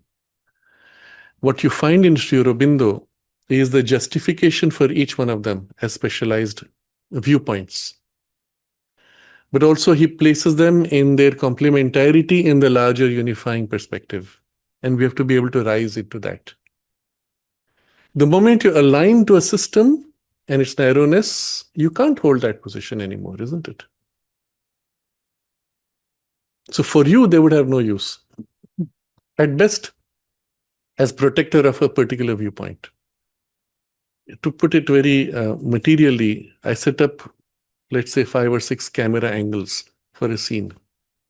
Well, there's a cameraman sitting behind each and they're protecting theirs. But the scene and the experience of the totality from all angles is your experience. What's the use of those cameras? At best, they were stepping stones to prepare your mind to become more flexible and widen out and to realize, oh, I'm stuck in an angle, oh, there are other angles. But once you've crossed a certain threshold where already that fullness is available to you, then they become almost irrelevant. Nevertheless, for those who are at a certain stage in their training and development, a use of a specialized angle as a stepping stone to a freer and more comprehensive view would be important. So again, in the totality of humanity, they would have place and sometimes important places. From the integral perspective, very little or at best a stepping stone. And as a stepping stone, move forward as quickly as you can. Do not hold past allegiance to a stepping stone which you have left behind.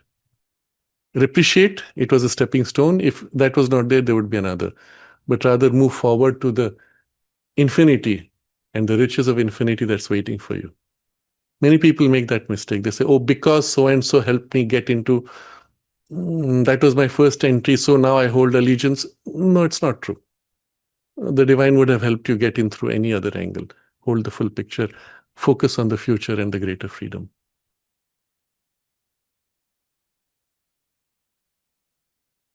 Brooke has asked, what is the power of yakti? I'm not sure what you mean by yakti, so I cannot say much.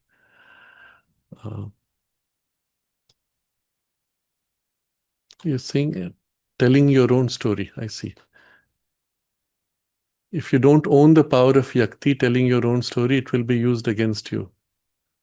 I think this is a powerful realization for the world right now, as narcissism, another person writing your narrative, is on the rise. Okay, I think I get an idea of what you're saying.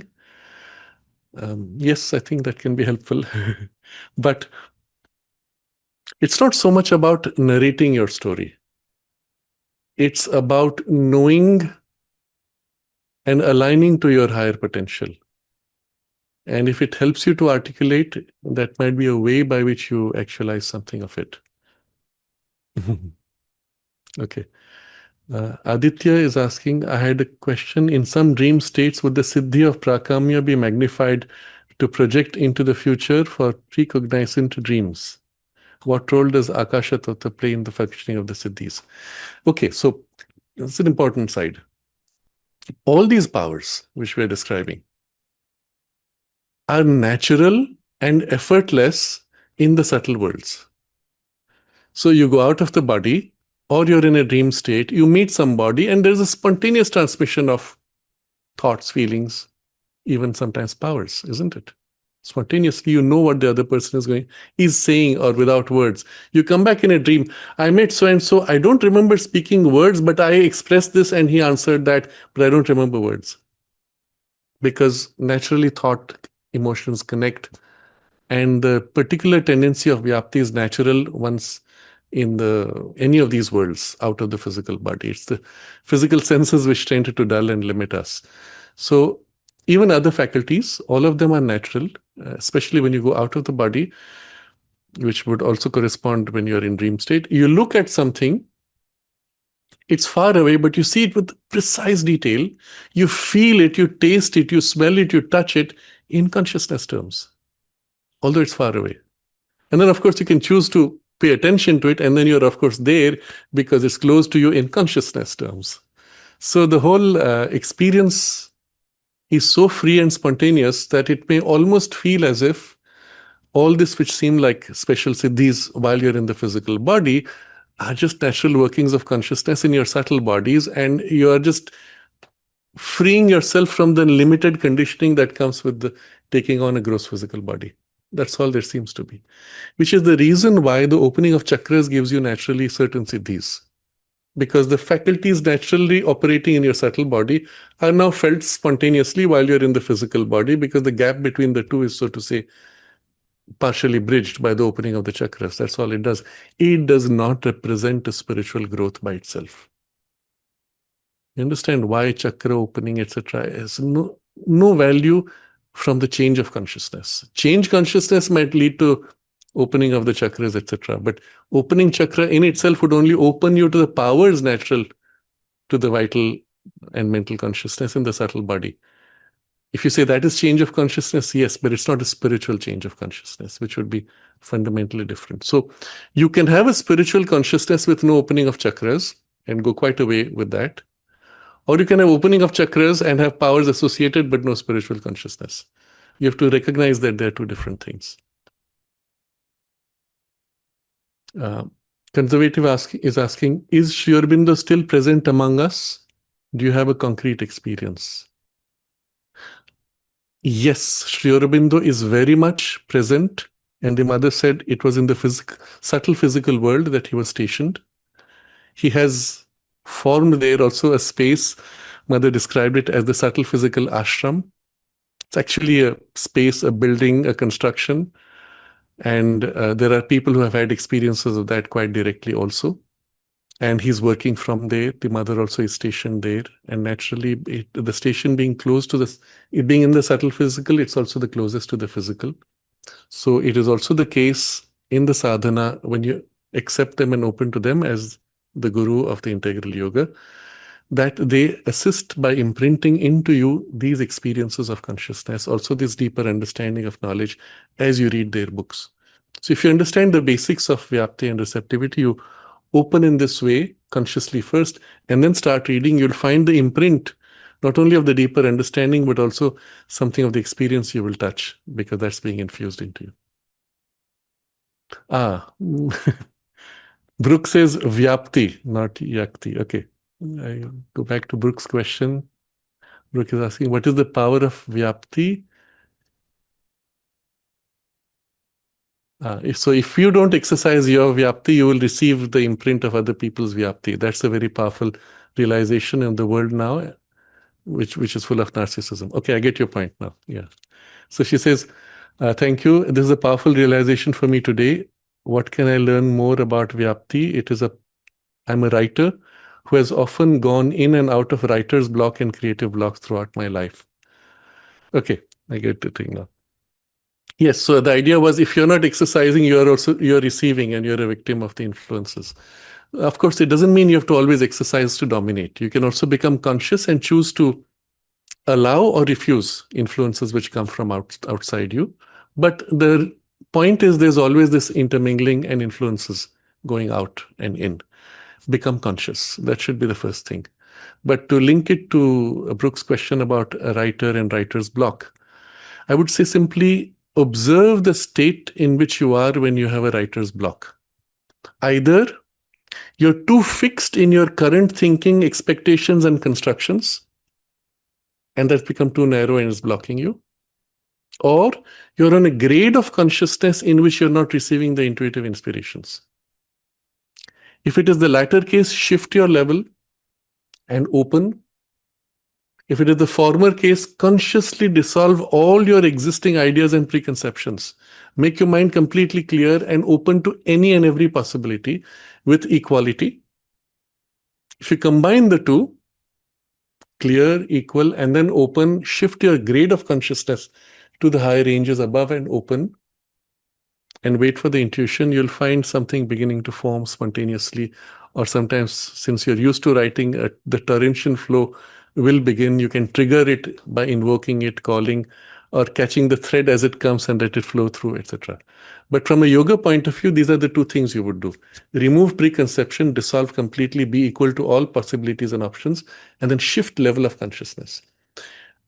Shift level, I would put two dimensions. First, shift in, shift out of your physical body, physical surface, mind, open to the inner range within you, subtle physical or behind, deeper into the subliminal. Shift in that direction. Disconnect from the gross body sensations and thoughts. So you shift out of the physical mind, which is the main reason for these kinds of blocks. Shift in and then turn up and shift up. So if you do these, 3 steps, then you can free consciously from any writer's block.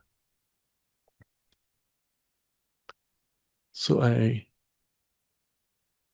Kamal is asking how to increase concentration and understand the things fully that someone is saying. The key of concentration is always bringing full awareness on a single point. In order to be able to do that, you may also need to withdraw from other things which distract you. So first withdraw, then focus. If you're focusing on what someone is saying or what Aurobindo has written and you're reading, you first withdraw everything which could distract you. Withdraw awareness, focus, center yourself, if you can, in your deeper and higher center. Disconnect from the gross body, what I described earlier for Brooke, shift in, up. And then from there you concentrate.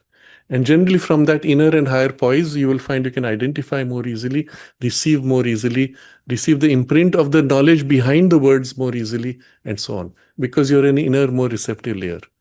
The same thing, you fall back in your surface, physical and lower grade of consciousness, you'll find everything dulls.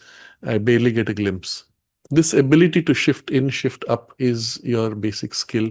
And then from there, the concentration will give you very rapidly access to the deeper knowledge. So Jana is asking, how can we discern in real life whether we're encountering a true spiritual power or merely an asuric distortion of energy? The only sure and safe reference is the deeper discrimination innate to the psychic being within you. There are external indications. They will take you quite far. For example, if you notice that the form is projecting to you or leading you into amplifying certain ambitions, desires, or making you important, or you are special, you have a mission to fulfill, and nobody else can do, etc. Typically, that's, it's coming from a kind of a vital play on you. trying to tap into your desires. If you find your desires get exaggerated, amplified, the primary action is on your vital, straight away you can discard the whole thing. That's easy. But there are very fine imitations which are difficult to recognize. That's when you have to go all the way to a deep stillness and quiet within you, free of all personal ambition, desire, expectation. Become very still and wait for the inner pure aspiration within you to reflect in you. In that state, you will feel something feels not okay, something feels fake. Then you know you have to be careful. But superficially, there are many tests you could do straight away to eliminate. But at the last stage, even after all those tests have passed, it will be your psychic discrimination. And if a higher intuition has already begun to form, that would add to it the precision. And if you're in a state in which these two are operating, not only it will reveal to you there's a distortion, but it will expose, like a screen removed, you will see the thing behind, what is behind it. This is very easy when you're out of the body because their form is fluid. So if you persist and just say, I'm going to face this and what is the truth behind, just that is enough to reveal the actual form of the being that comes. But in the physical world, it's more complex. You have to wait for this deeper insight to come. I think I will go close today's discussion with this. It's been a very fascinating exploration of Sri Aurobindo's text. We have barely read two of the items of Prakamya and Vyapti, but you understand how much depth Sri Aurobindo communicates and with practical value. So we'll look at some of the others next time, continuation of the same, where he discusses Aishwarya, Ishita, and Vashita, and the conditions of power, etc. It's a very fascinating piece. And then only we will go to examples from the record of yoga, of his own experiences and the experiences of sadhaks. You'll notice he has, I'm anticipating, but since I mentioned it in the beginning, he has noted experiences of sadhaks in his record. Why? And the reason, and we will see again when we come back to it, is because he has imprinted in them that capacity. So he's recording how effective it is when it works in another. Understand, this is so important. The sadhakas may think, oh, I had a premonition, I am so great. No, Sri Aurobindo imprinted the power of the premonition. He awakened in you the vyapti and the prakamya capacity by imprinting into you. And that's how you had it. And Sri Aurobindo is recording your experience because he's registering it as part of his success also in imprinting into you. It's fascinating. It's so amazing, isn't it? So, yes, it's a fascinating exploration, which we will continue. Yesterday was Sri Aurobindo's birthday, the Darshan Day. And so we took the whole month as a theme centering around an exploration of his own sadhana and these experiences. Let's open ourselves in gratitude to Sri Aurobindo and to the Divine Mother, that they may imprint in us more and more these experiences by the power of Vyapti and Prakamya, and that if in us we can consciously develop this opening, the receptivity and the ability to hold, we can make ours whatever gifts are given to us. That effort you still have to make. So let's concentrate in this aspiration.